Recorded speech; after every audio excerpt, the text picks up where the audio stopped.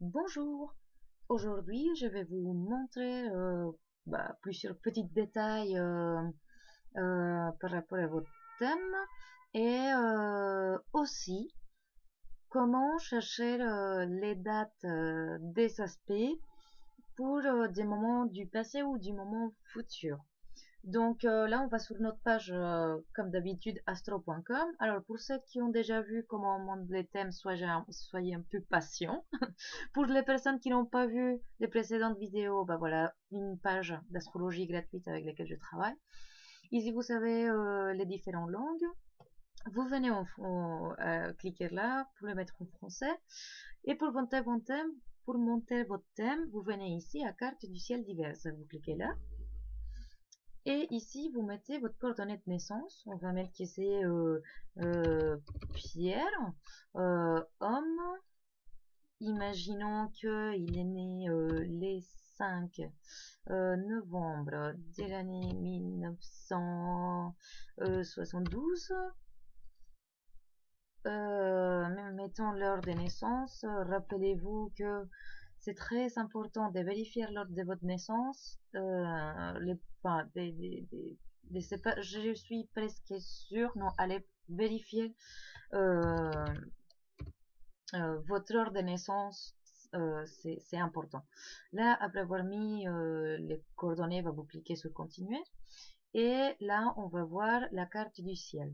Alors, avant de nous lancer sur cette recherche des aspects différents, je voulais vous parler un peu des transits dans des dates différentes. Je voulais vous montrer, vous parler un peu du zodiaque. Alors, c'est à ça qui ressemble un thème natal. Ils sont très différents par rapport aux lignes qui sont les uns avec les autres. Toutes les personnes dans tous les thèmes, ils sont tous les 12 signes dans leur thème. Ils sont 12 maisons, 12 maisons là à l'intérieur. Et on a tous les planètes et tous les astéroïdes et des points mathématiques. Alors, les signes des feux, ça va être les béliers, les lions et les sagittaires. On les reconnaît parce qu'ils sont en rouge. En terre, euh, ils sont en vert. En air, on les a en jaune, orange, jaune. Les signes d'eau, on les a en bleu. Et du coup, ça nous fait alors les béliers, les taureaux, les gémeaux, cancer, lion, vierge, balance, scorpion, sagittaire, capricorne, verseau et poisson. Là, ici, nous avons l'ascendant. Ici, nous avons les milieux du ciel, les descendants et les fonds du ciel. Alors, c'est des points très importants à regarder. Je vous ai laissé aussi une petite image sur mon site Facebook sur les étoiles de Paris avec la signification justement de chacune de ces maisons de façon assez élémentaire pour que vous puissiez vous lancer sur euh,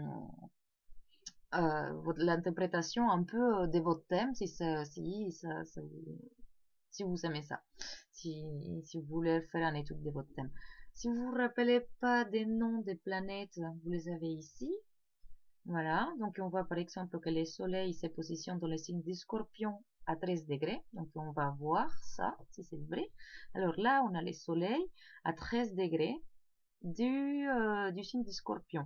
Donc là, c'est 0 degré, 29 degrés, parce que là, c'est 0 degré de Sagittaire. Et là, on a 5, 10, 12, 11, 12 et 13, voilà, à 13 degrés du scorpion, on a les soleils. Et là, c'est 15, là, c'est 20, 25, 29 et 30. Et, pardon, 0 degré du signe suivant. Donc, on a les soleils, la Lune, Mars, Uranus, Vénus, Pluton, Neptune, Mercure, Jupiter et les nœuds lunaires avec Chiron, qui c'est un astéroïde, et Saturne par ici en bas. Voilà, ça c'est les aspects. Et je vais vous parler de ça ici vite fait. Alors ça c'est une conjonction, c'est ce qu'on appelle une conjonction, c'est-à-dire que les soleils et la lune, ils sont l'un à côté de l'autre. Donc on va voir si c'est le cas. Donc voilà, ils sont l'un à côté de l'autre, soleil et lune. Ça c'est un trigone entre les soleils et l'ascendant. Donc, tiens, je ne sais pas pourquoi il n'est pas marqué. Entre les soleils et l'ascendant, on va voir un autre, par exemple, là entre Saturne et Uranus, trigone, Saturne, on l'a là, en trigone avec Uranus, avec Mars également, il y a un trigone, on va vérifier. Alors, Saturne et Mars, voilà, un trigone. Ça c'est un carré. On va voir qu'il y a un carré entre Jupiter et Pluton. On va chercher Jupiter et Pluton. Alors là, on a Pluton en carré avec Jupiter. Voilà les relations. Ici, il nous reste quoi? Regardez, là, il y a un sextile. Et je pense que c'est à peu près tout. On a la conjonction, les trigones, les carrés, l'opposition, on l'a pas vu. Voilà, les sextiles. Alors, l'opposition, il y a une opposition entre la Lune et le milieu du ciel, mais ça va pas être marqué encore une fois. Mais opposition, ça veut dire qu'il y a l'un en face de l'autre. Comme par exemple ici, Chiron, il y a une opposition avec Mars, c'est pas marqué non plus, mais en fait, c'est l'un en face de l'autre. Donc là, on a Mars et tout en face, on a Chiron. Ou là, dans l'autre cas, comme on a vu, il y a Saturne, tout en face, on a le milieu du ciel. Donc voilà. Alors, ensuite, je voulais vous parler pour cette histoire de chercher les, les, les positions planétaires de certains moments, si on est intéressé pour chercher des dates passées ou des dates futures, ou tout simplement les dates du moment. Alors là, les dates du moment, c'est plus simple parce qu'il est programmé pour chercher les dates pour aujourd'hui. Donc là, on va cliquer avec Transit. On vient ici, on clique là. Et voilà que à l'extérieur, maintenant, on a des petites planètes vertes qui sont exactement les mêmes qui sont à l'intérieur. Sauf que là, c'est votre thème, ça ne bouge pas, sauf à faire des progressions. Mais c'est un sujet un tout petit peu compliqué, on va pas rentrer là-dedans aujourd'hui. Et mais en fait, là, c'est les positions des planètes telles qu'ils étaient au moment de votre naissance. Et là, c'est les planètes telles qu'ils sont aujourd'hui ou dans la date qu'on aurait mis. On va voir que c'est aujourd'hui parce que la page, elle est programmée pour le faire aujourd'hui. Mais, justement, comment on fait pour changer cette date-là et voir quelle était la position planétaire du moment ou quelle va être la position planétaire d'un autre moment. Alors, pour ça, on revient en arrière. Bon, j'avoue, j'ai beaucoup de choses que je ne vous montre pas ici, que j'ai ouvert derrière cette fenêtre. J'ai beaucoup de pages, donc voilà, voilà, c'est bon, ça a changé. Et là, on vient changer notre date pour les 3 novembre. On va mettre une date passée, 1992, par exemple. On revient ici. Et du coup, voilà, on a encore notre thème. Hein. Vous avez vu que ça n'a rien changé. Les thèmes, notre thème natal, il continue à être les mêmes. Et on va cliquer avec Transit. Et voilà que la position planétaire, quelle était la position planétaire des astres au moment où on a mis la date. Voilà, Transit, le 3 novembre 1992. Voilà, pardon. Et si on veut chercher une date future, ben on revient en arrière, encore une fois. Allez, hop, voilà.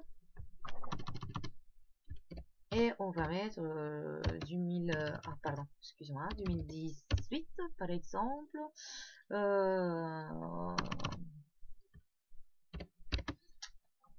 Voilà. On clique là. Encore une fois, le thème n'a pas changé. Et on revient avec Transit. Et on va voir que la position des planètes à l'extérieur, elle est différente selon la date que l'on met. Ici, on vérifie si c'est bien la date qu'on veut voir. Et là, ça va nous donner des positions différentes qui vont tomber dans des maisons, qui vont se placer dans des maisons différentes, qui vont avoir des relations avec notre planète natale, des naissances, ou nato, désolé, selon la date dans laquelle selon la date qu'on cherche.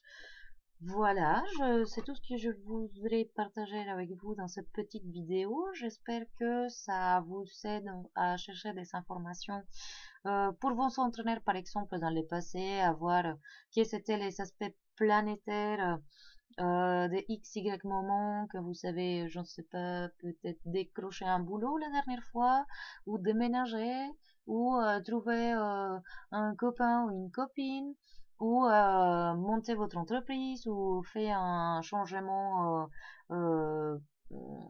une reconversion professionnelle, etc. Ou sinon dans des dates futures, qu'est-ce que vous, enfin, ce que vous prévoyez à peu près faire dans votre agenda, et ben regardez quelles seraient les positions planétaires de ces moments-là.